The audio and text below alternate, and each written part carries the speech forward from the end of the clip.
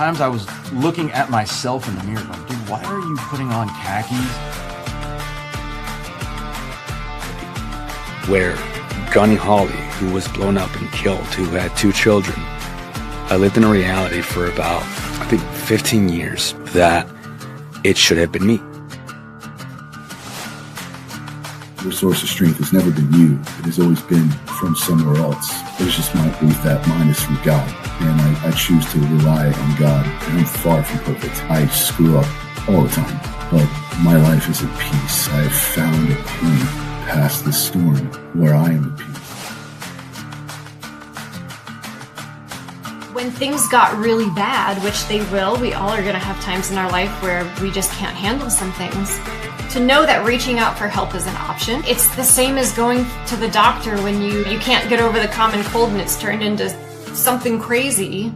Yep. Or sinus infection. You got to go to a doctor and get medicine. It's the same with your mental health.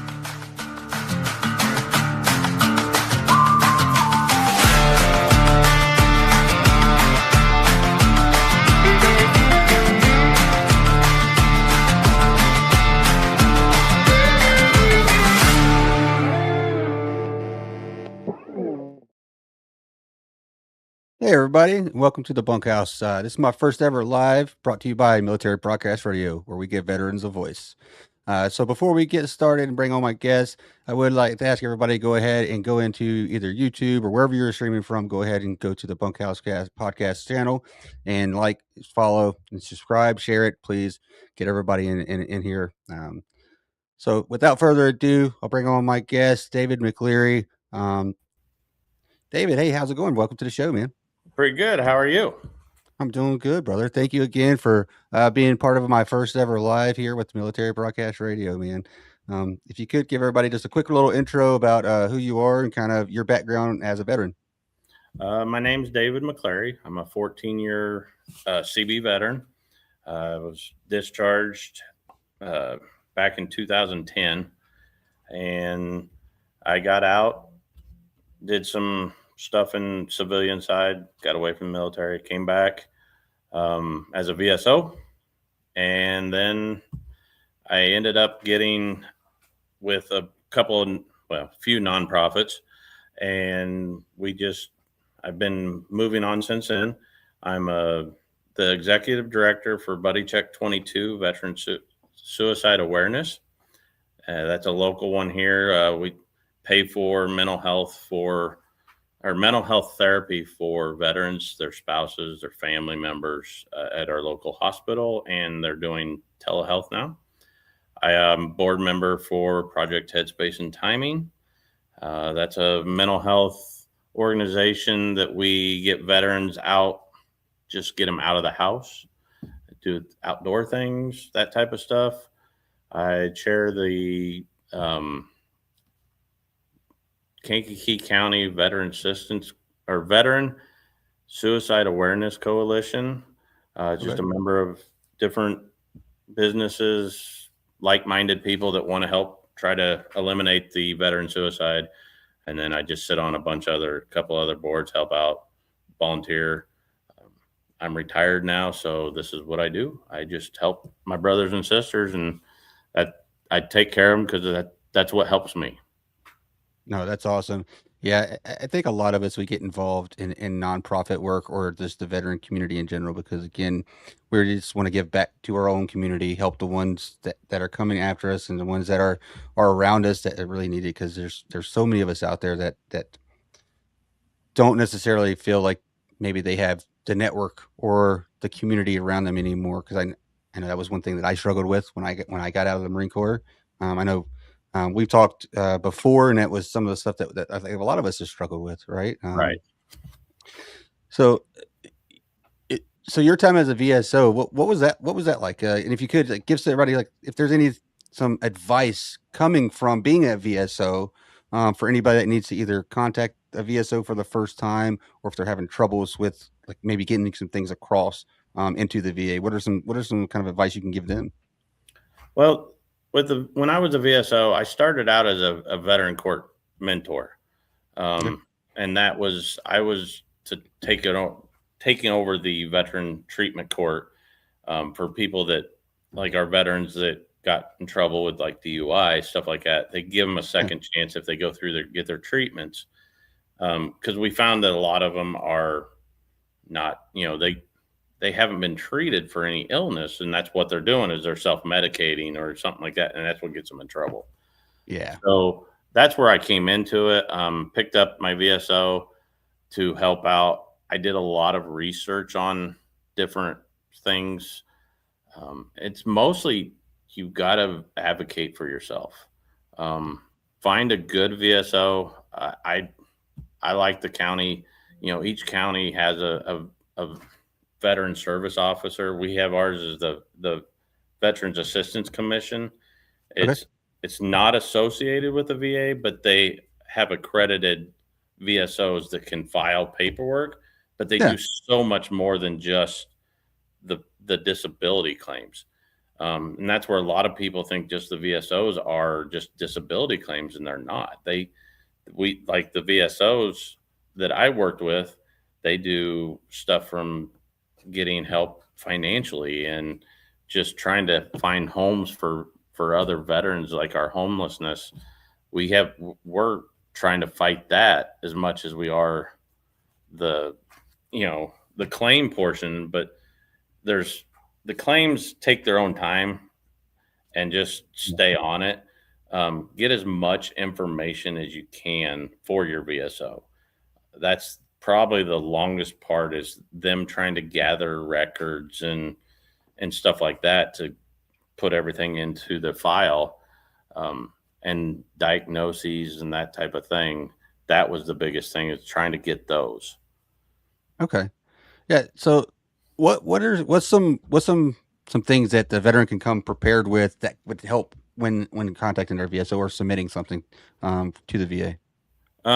A lot of it is medical records, documentation of everything, illnesses, what the symptoms are, stuff like that. If you can get a diagnosis, it's great, from a VA doctor. That's the biggest one. They want the VA doctor. They don't, civilian doctors. I don't know why sometimes they don't think they're the same, but it's just, you want to give as much information for them so the VSO can just take it and compile it, write it up properly, and then submit it. If you don't have like treatment while you were in, then there's nexus letters, and you're going to need nexus letters, basically how they can link that injury or illness to service. That they can get it, because a lot of times you just file it. Like, some people do them by themselves, and they just file it, and then they kick it back, and they're like, well, I need this. Well, that's where a good VSO will actually take care of that and walk you through. And like, we have one here, the office that we use, they're all superb. Like, they have lived it, and they do VSO work in their sleep sometimes, I feel like. It just, it's just, you gotta get all your ducks in a row, pretty much. You know how the VA works. Everything has to be done proper, and and it is, and it's a little time consuming, but the VSOs get bashed a little bit because it's taking too much time, and it's not their fault. It's the VA. Right. But yeah, do your research and find a good VA or a VSO, because that means a whole lot.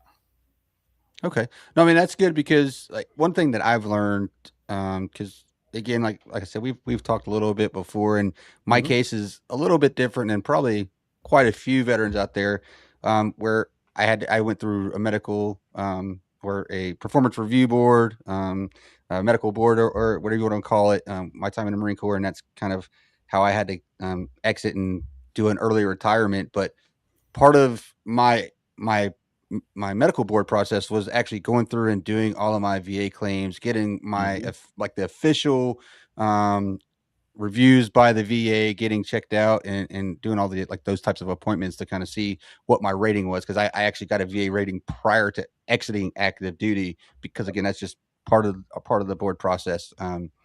One thing that I had to learn the hard way is, just because I have it as a percentage claimed as for disability doesn't mean that I get continued care of what I was doing while I was active duty once I get into the VA. And what I mean by that is I was seeing a neurologist on a regular basis for my sleep disorder, for my nerve pain and muscular pain.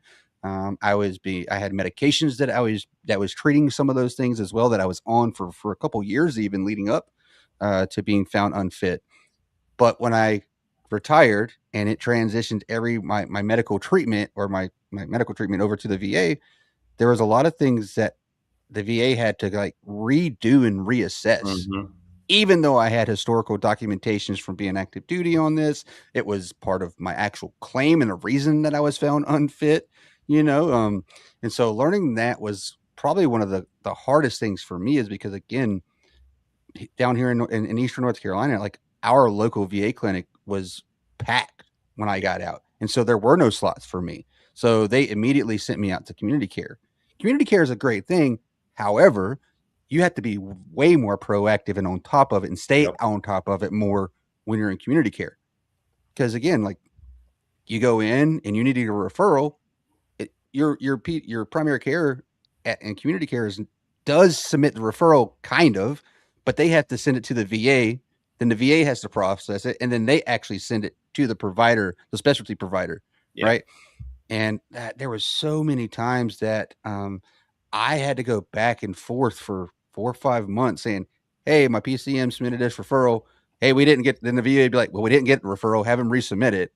And like there was so much of that. And early last year, I finally got brought back into the actual VA clinic for treatment. So I'm no longer in community care.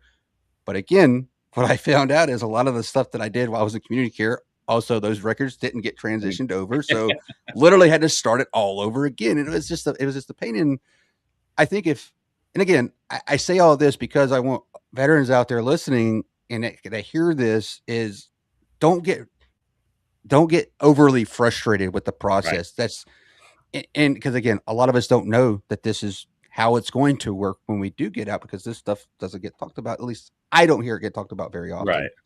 So understand like it's going to be a process. It's going to be frustrating. It's just please continue, just be proactive, be as active as possible, keep on top of it the best you can because eventually you're going to get what you need. It just may take a little bit longer. And please don't give up. The worst thing you could do is just give up and then not go get the treatment you need. Exactly. Right?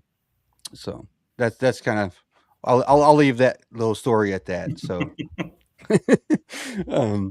yeah, I mean, I think we all have similar stories or similar experiences with the VA, you know, and I think you bring up a good point though, is like, be as prepared and like you said, do your research and get the right VSO for yourself, you know, because again, like a lot of us feel like we need to do things on our own sometimes, and the VSOs, that's what they're there for, is to help you and guide you and make sure things get done efficiently and effectively, so there aren't that back and forth because we all know the VA is going to do the back and forth as long as they can, you know. Right. So. Anything else that you want to touch on when it comes to the VSO or any kind of advice interacting with the VA? No, the only thing I would have said is I wish I would have known when I was in to get all my records and get everything documented when I got hurt, because that's the hardest, is trying to pinpoint it back. And you know, that was my biggest thing. Yeah, no, I mean, I think you bring up a great point there too. Is because a lot of us grew up in a generation where you didn't go to medical. If you went to medical, you were looked at like you were trying to get out of something because somehow it always happened when there was a hike or something going on. Somehow it's always how it happens, right? Like you twist your ankle the week before, and guess what? There's a hike next week, and they're like, "Oh, you're just trying to get out of the hike, bro." Like no, like my ankle's messed up, you know. So we start seeing a lot of service members where they don't go to medical. They figure out how to make it better. They tape it up themselves, and obviously they're not physical therapists or sports medicine experts, so like they don't do a very good job, or they self-medicate with over the counter, or they got a doc buddy somewhere that kind of hooks them up, and nothing ever gets documented. And when it's time to get out and start looking at your VA claim, there's no documentation to point back to get it service connected, And so that's probably one thing I always tell everybody now is document everything. Don't feel bad for going to medical. Don't feel bad for taking care of yourself, because guess what? Nobody's going to take care of you except for you. You're right. And that's where a lot of it is just you got to advocate for yourself. And it's a lot of it. No, absolutely. I think a lot of us have some of those same stories. But we are going to take a little bit of a break here. And when we get back, David, we're going to go into some of the nonprofits that you're a part of and what they do exactly. All right. So if you would, give us a little bit and we'll be right back.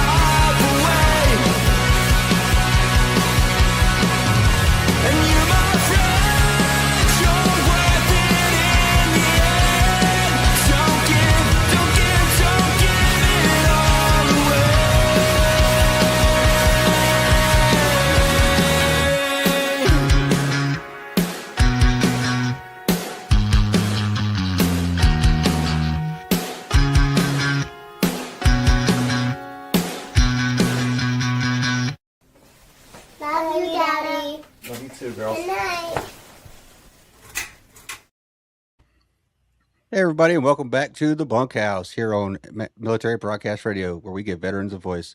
And if you're just now joining us, I have my guest, David McCleary. He's a Navy veteran, and getting ready to go ahead and talk about some of the nonprofits that he's a part of. David, if we want, go ahead and talk about, let's talk about a little bit about Buddy Check 22. All right. Well, Buddy Check 22, Veteran Suicide Awareness, was started about 11 years ago. They started out, Kelly, she wanted to have a golf outing to raise money for suicide awareness, and just to make people aware of suicide. There was a guy that she worked with, um, went in and ended up taking his life. Well, we wanted to. It's grown from there to.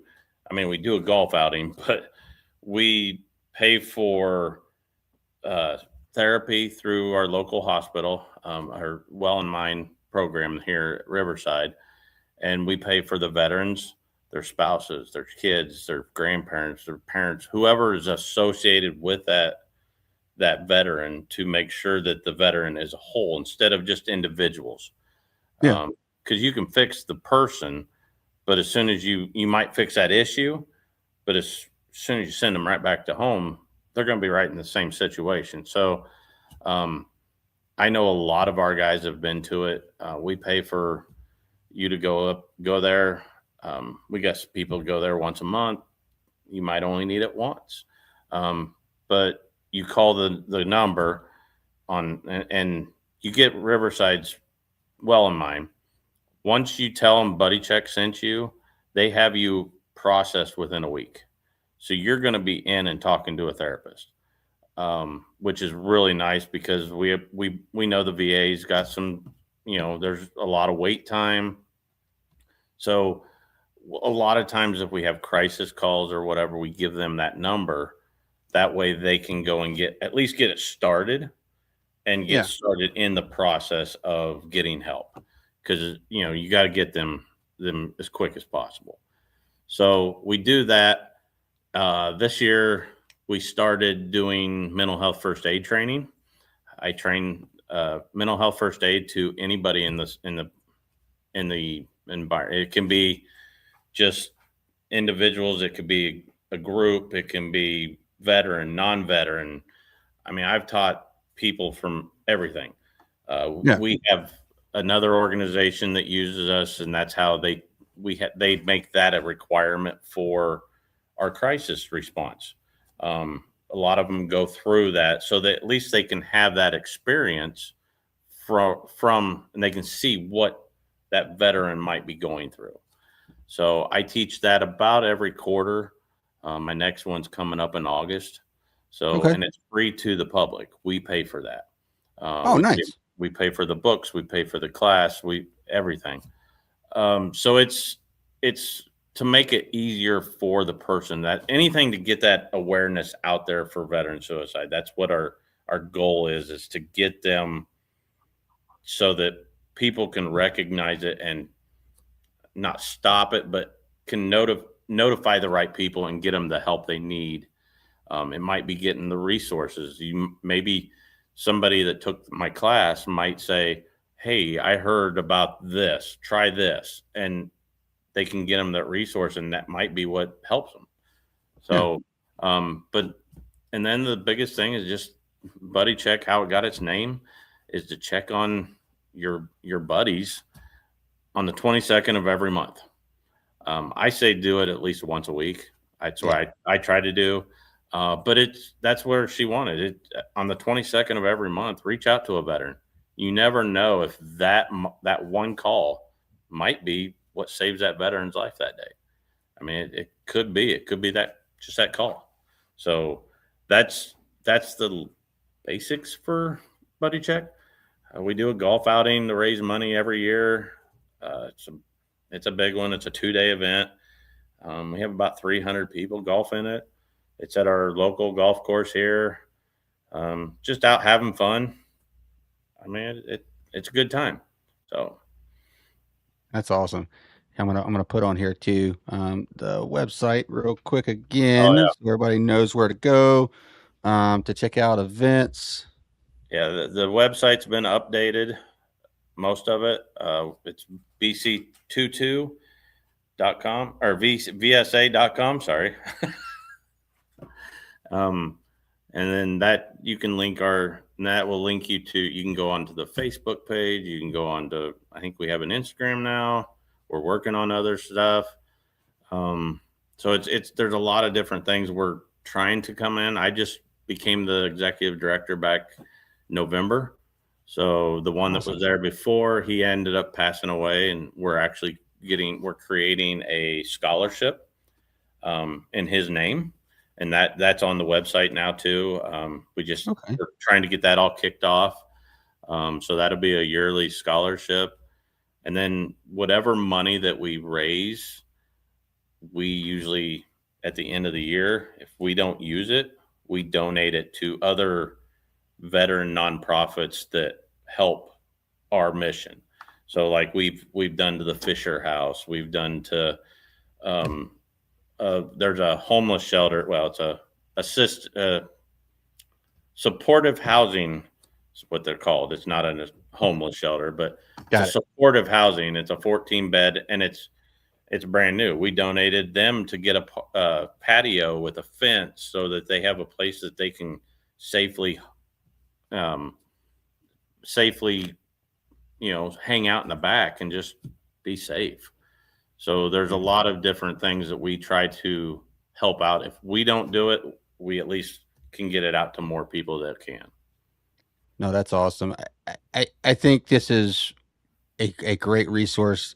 If there's anybody out there, I know you guys are local to Illinois, but and again, there are a lot of things that you guys have in the works to get it out to more people across the United States. Doing some online programs, doing Right. some online courses and stuff like that. So please keep them in mind.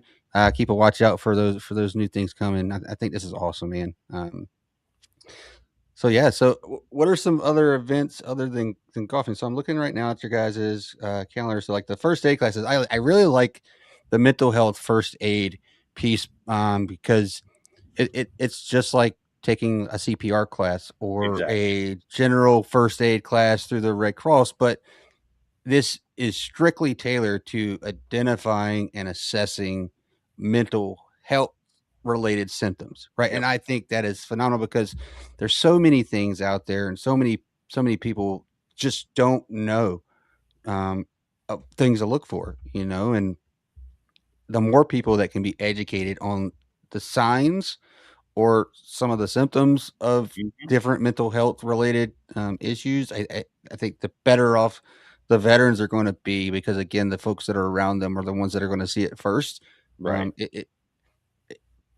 I try to check in on my fellow veteran, like my veteran buddies ever so often. Like I have a group chat that I'm a part of, and we do fantasy football every year.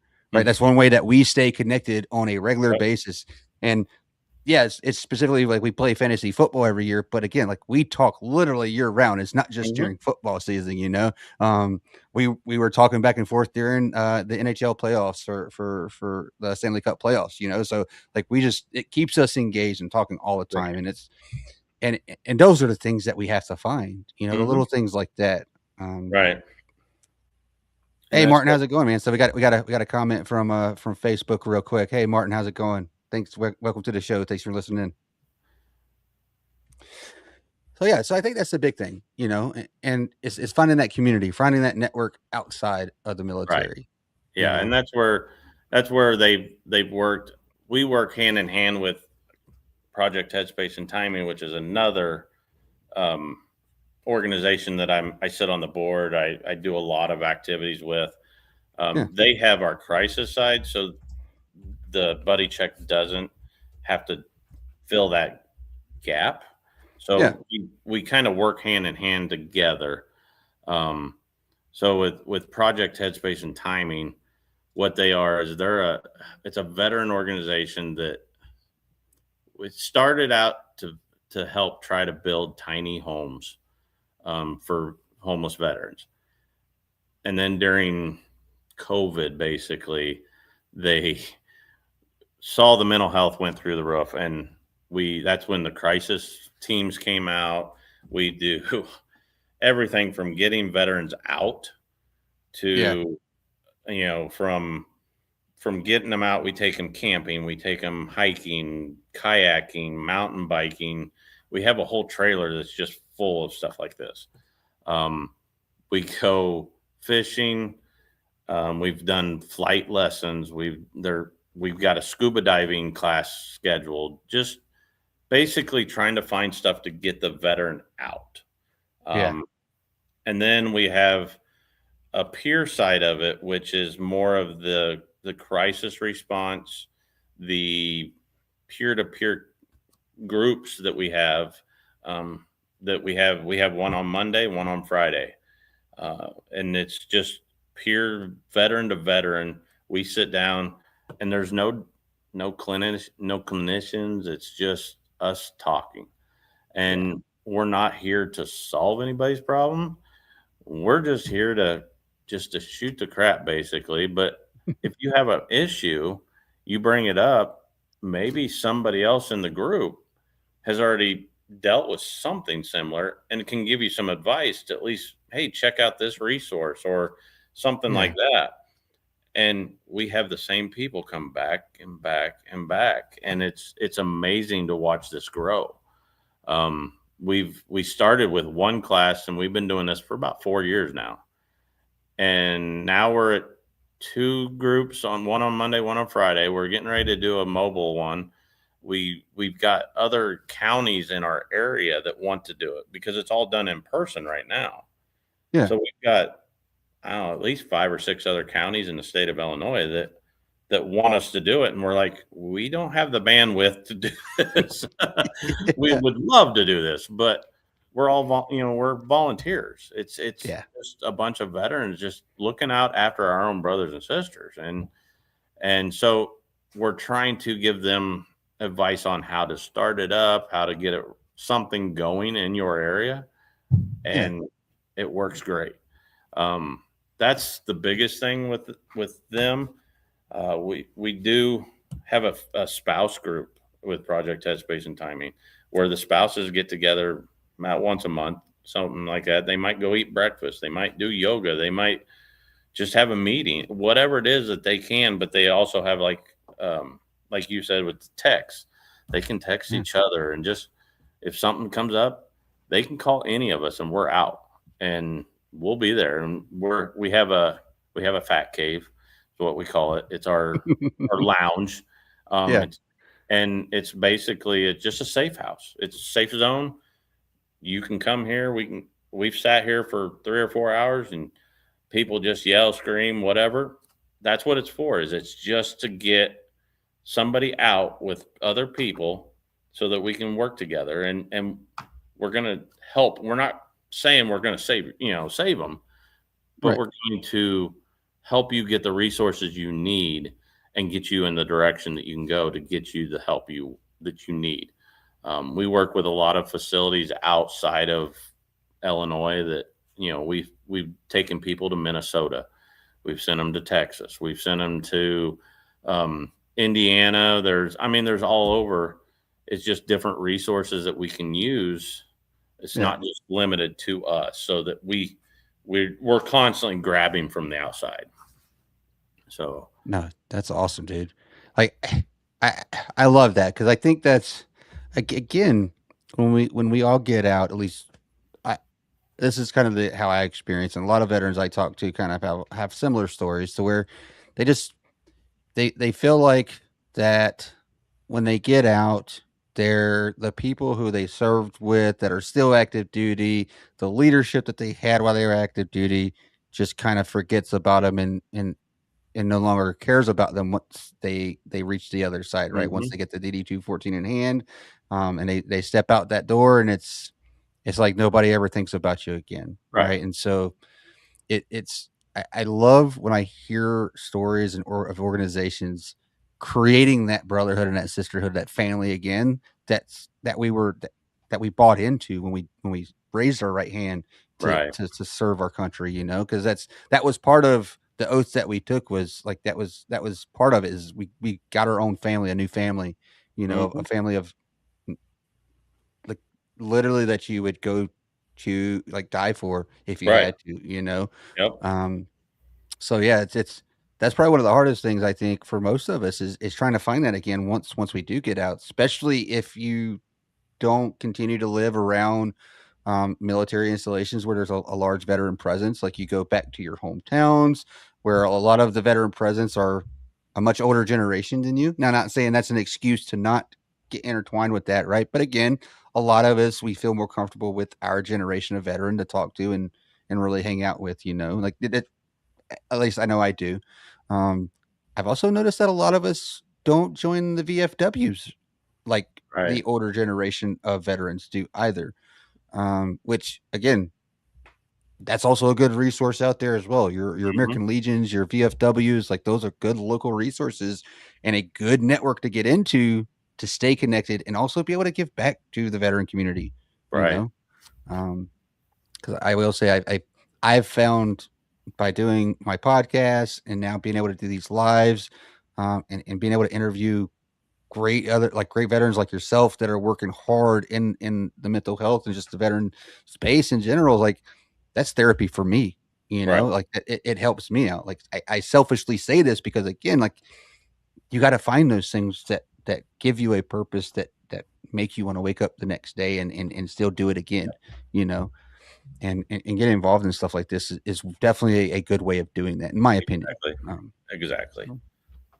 Yeah. Oh, that's awesome, man. And I really like how you guys have went into the spouse side of it as well, because I do think that's definitely a space that does not get talked enough about enough is the spouses. Everybody always focuses on the veteran themselves once they get back or when they have issues or when they get out, but nobody talks about or supports the spouse, especially after the uniform comes off for their significant other. Is the spouse really doesn't have any resources, especially if the veteran didn't get to retire from service. If they just did their 4 to 8 or 12 years, even they get out, there is no dependent ID card.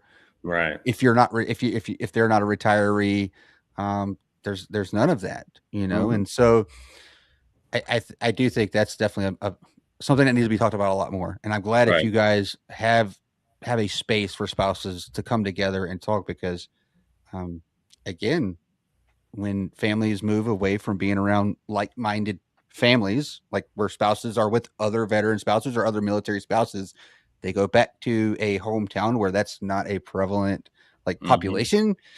And they try to make friends with even some of their friends from high school that they just don't get a lot of the stuff that they had to deal with or go through. Right. And so just like with us as veterans, we experienced the exact same things. But no, I think that's awesome. Yeah. And it's great. So. All right. We're going to take another quick break, and then when we come back, we're going to talk a little bit more about David and some things that are coming up for him next month. He was a guest on my pre-record releases that I do on a monthly basis, so we'll talk a little bit about that. So again, thanks to everybody tuning in so far. We will be back here shortly.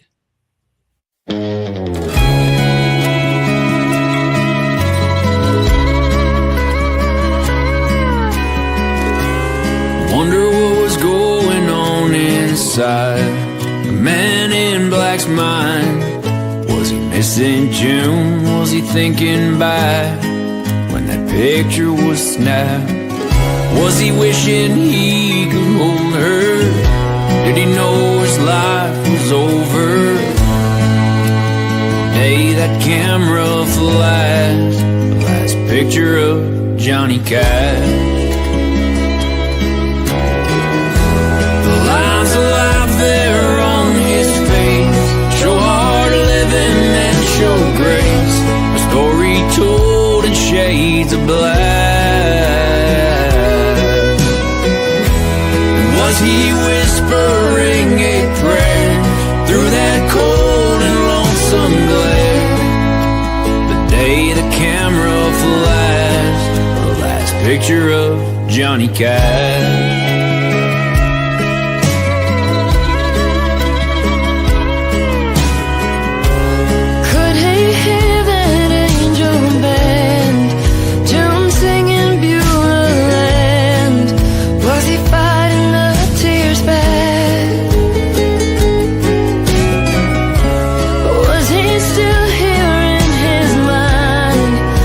Somewhere on the other side, the day that came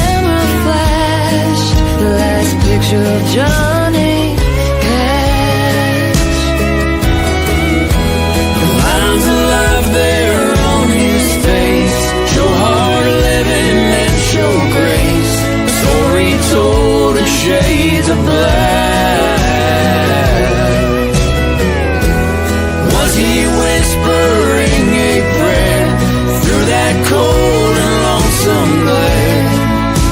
The day the camera flashed the last picture of Johnny Cash.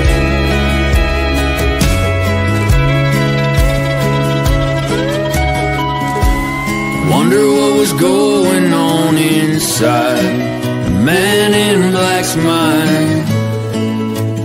Day old Marty flashed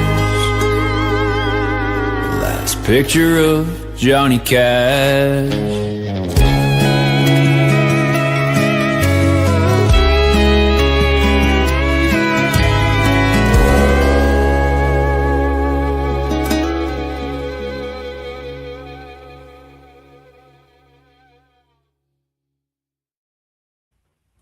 Hey, everybody, and welcome back to the Bunkhouse here on Military Broadcast Radio, where we give all veterans a voice. If you're just now joining us, my guest here is David McCleary, Navy veteran. He is he is part of Buddy Check 22, which they do a lot of things when it comes to like a first aid type for mental health with veterans, educating the communities, spouses, friends, stuff like that, around what to kind of expect and how to help them out. He also works closely with Headspace and Timing, Project Headspace and Timing, where they go through and take veterans out, do some outdoor activities as well. So again, make sure that we share all that information with everybody if you missed that part of the show. So now I want to get into with David's story a little bit. We're not going to talk too much about David's story. If you want to hear more about David and his background, some of the things that he's been through to get him to where he is today, some of his healing and growth, you can actually go over to my link tree or to my website. You'll see it scrolling across the bottom of the screen there. Go over there, check it out. It's going to be released in July 15th or so. So about the middle of July, so about the second or third Monday of July, you'll be able to see that. It'll be hosted on Apple Podcasts, on my website, on YouTube. So David, again, I think what you're doing with Buddy Check 22 and in Project Headspace and Time is phenomenal. If you could tell us a little bit about what got you into wanting to give back to the veteran community and back to your brothers and sisters. Well, I've always been I'm always been a helper. I've always wanted to help in some form. Yeah. When I got out, I shied away. Like I said, I shied away from the military. I didn't want nothing to do with it. I felt wrong. I felt alone, all that. Once I got out, I was working over the road and I figured I had to do something to give back. Yeah. I look at it from me as no one's going to take care of us if we don't take care of our own. Right. No one else cared. It's like we're outcasted. So that's when I got into more of the medical side. I tried to become a paramedic, firefighter. I did that for a while until I hurt my back. Once my back kind of went bad, go figure, from the military. Right. Once it finally gave out, I had to get an implant and all this in my back, and these shots and all this, and it just took more and more toll. I couldn't safely lift a patient on a gurney into the ambulance, so I figured that's not my calling. So I went in, and that's when I was a VSO for a while, and I loved the job because I was helping veterans.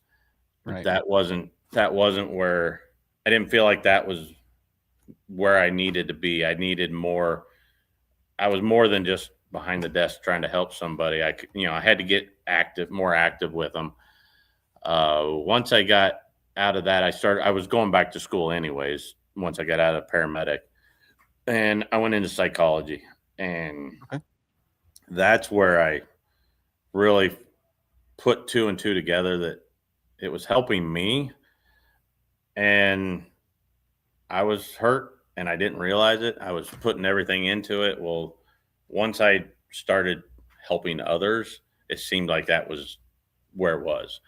And now it's just grown into taking over everything. I give my life. This is who I am now.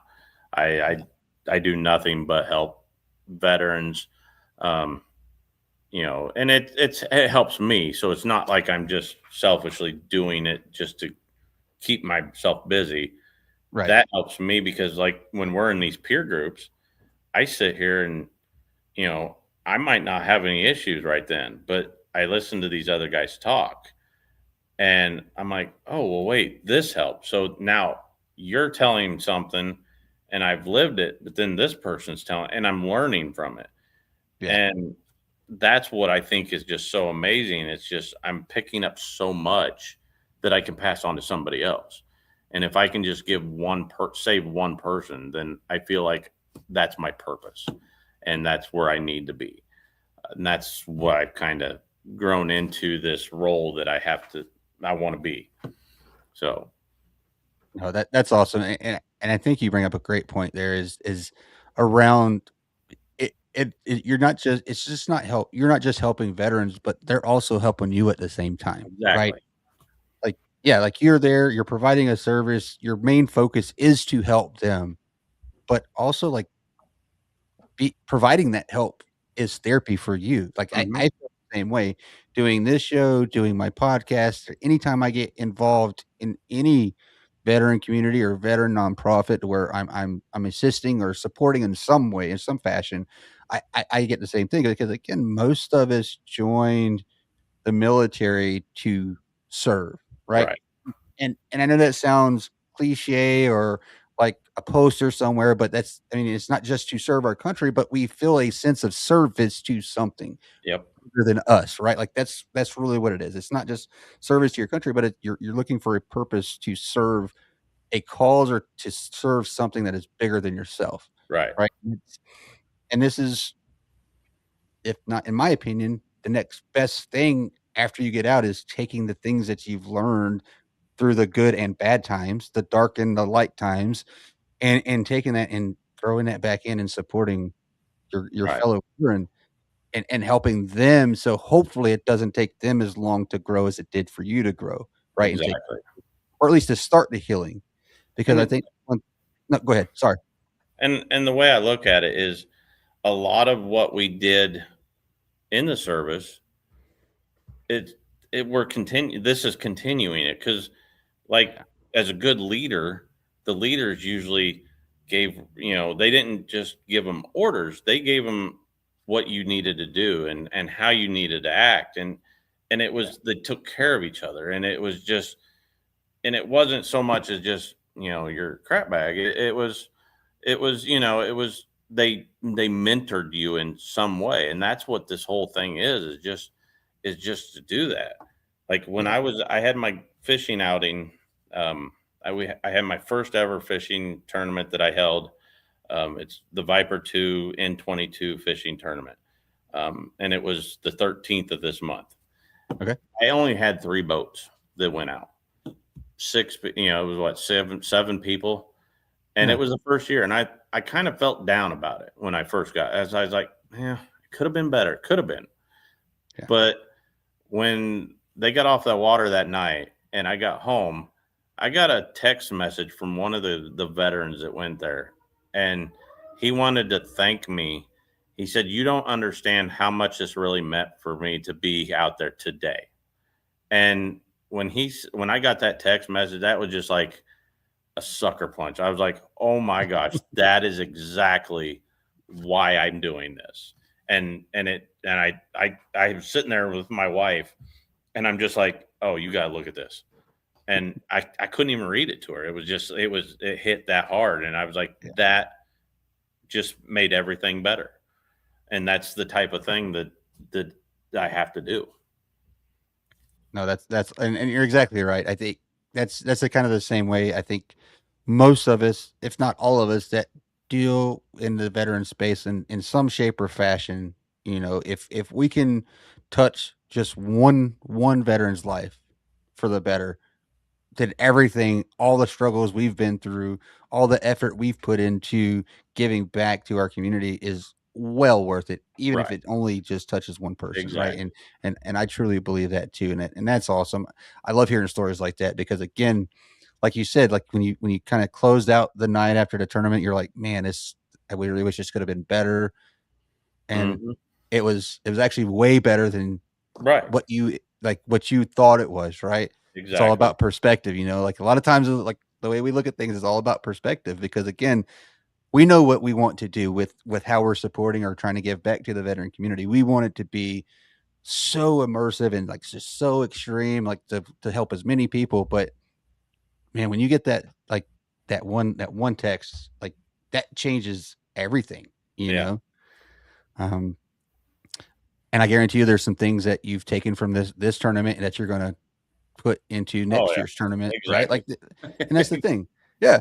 See, again, it's there's always a time for learning, and obviously it was a success, because if it wasn't, I don't think anybody would have texted you like that, if Right. it wasn't a success. And Yep. so, no, that's awesome. Yeah. Um, It was great. no, that's amazing. So let's see. Are there any events that are coming up that you want to talk about or promote out there, to kind of get the word out? Well, I mean, basically, we've got, amongst all the nonprofits, I've got a lot of stuff coming up, but just some, like the Legion. I mean, we're doing bingos. We hold a bingo every year with our local friendship festival here. So we'll be out there all weekend. That's this weekend, and then the July 25th, I have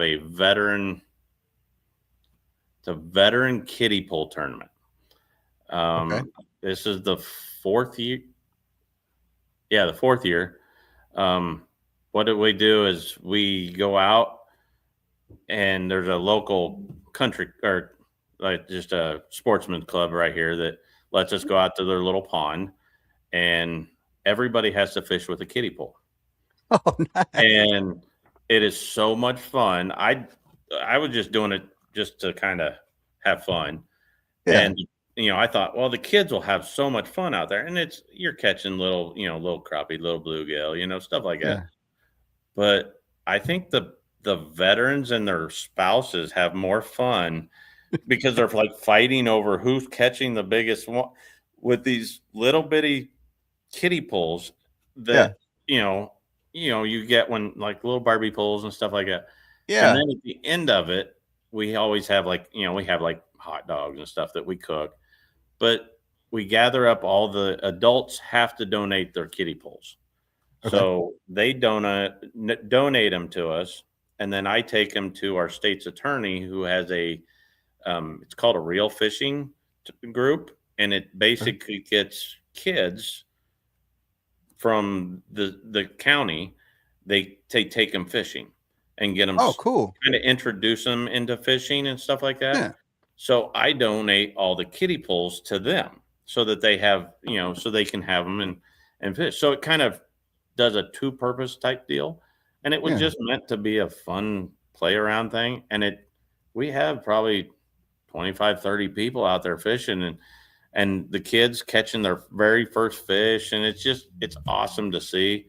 Everybody's like, "You're doing this again next year, right?" Yeah, we're going to have fun. It's free. So it's for veterans to come out and just hang out. Um, and it's just stuff like that. Then we also we have a lot of we have a car show that we're coming up in August. There's one of the guy that owns the shop that we do our peer groups at. He's a veteran. He was a Navy veteran, Yeah. master at arms, uh, and he's a disabled veteran that he teaches concealed carry. He started like a it's kind of like a shot show out in Yeah. Vegas, but he's Okay. done it locally. And it's a smaller scale for right now, but it's just starting. This will be a second year.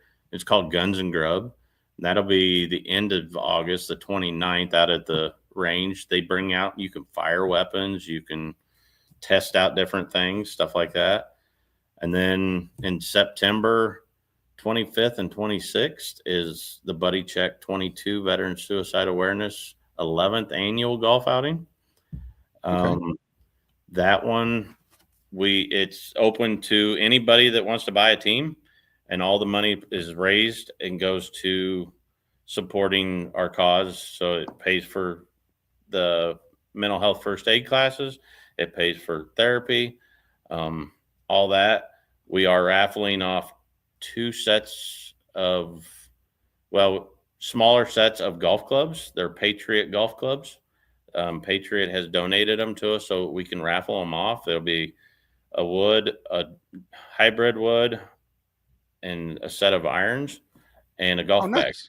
And that's what the raffle is going to be. There's going to be, there'll be like raffle prizes. There's different businesses have donated stuff. And then you get 18 holes of golf and cart and meal, and you get to have a lot of fun. So, and it's a lot of fun. Hey, that's awesome, man. Like, yeah. What I will say is that one thing I've learned is that getting out in, whether it be in the nature, camping, fishing, hunting, or just getting out playing around a golf, even, that makes the world a difference. Oh, yeah. Because again, a lot of us, we kind of get our own headspace, and we'll just sit around the house and not want to go do anything, and just kind of want to be to ourselves. Like, even if you just go out by yourself and just go walk a trail, or just go to the driving range, hit a small bucket of balls, or if you live by the beach, go for a little walk on the beach or something at sunrise or sunset. Just that, even once a week, or even once or twice a month, even, that makes the world a difference, in my opinion. Oh, yeah. Yeah. I've got a service dog, and that's where, with training him, that helped dramatically, because you're doing something and you're out of your head. I was more worried about him than anything. And, is he doing all right? Is he good? And so I'm worried about him. So it's getting out of my head, which helps me. So anything to get him moving out, just anything. And that's what most of what we want to do. No, that's awesome, David, man. I really love what you're doing in the veteran community, and giving back to fellow veterans. Is there any last words or any last advice you want to give to anybody listening out there? Like I say all the time, it's okay not to be okay. Reach out. That's the biggest thing, is to reach out for help. Just find somebody. I don't care who it is. And if you know veterans in your area, reach out to them, because that could be what saves them. And we got a lot of older generation, like the Vietnam vets, that they don't want to talk. If you can at least just be there to let them know that they're not alone, that's a positive thing. So absolutely. And again, thank you for joining with me today, David. Hope to have you on the show again sometime. Again, everybody watch out for his episode getting released on my monthly, so you'll get to hear his full story, his background, and everything coming up next month. So again, thank you everybody for listening in. One last thing before we cut out of here is, if you know anybody, or if you yourself are having any issues, please know that you're not alone. And that there's somebody out there that's always going to help you. And if you can't find anybody close or locally, please use the mental health crisis line, dial 988. For the veteran crisis line, select option 1 once you do that. If you're hard of hearing or deaf, they also have a line specifically for you as well, 1-800-799-4889. So please, again, just know that you're not alone. And I'm telling you, there's somebody out there that wants to see you succeed and truly cares about you. And as always, be the light in someone's dark. Ladies and gentlemen, thank you for tuning in to Military Broadcast Radio. As we wrap up today's show, we want to remind you that the podcast of today's episode will be available right after we go off the air. So if you missed any part of the show or want to listen again, be sure to check it out. And remember, we're here to support and honor our veterans. Your stories and experiences matter, and we are committed to giving you a platform to share them. That's right. We're here to give our veterans a voice. So don't forget to catch the podcast and stay connected with us. Giving our veterans a voice.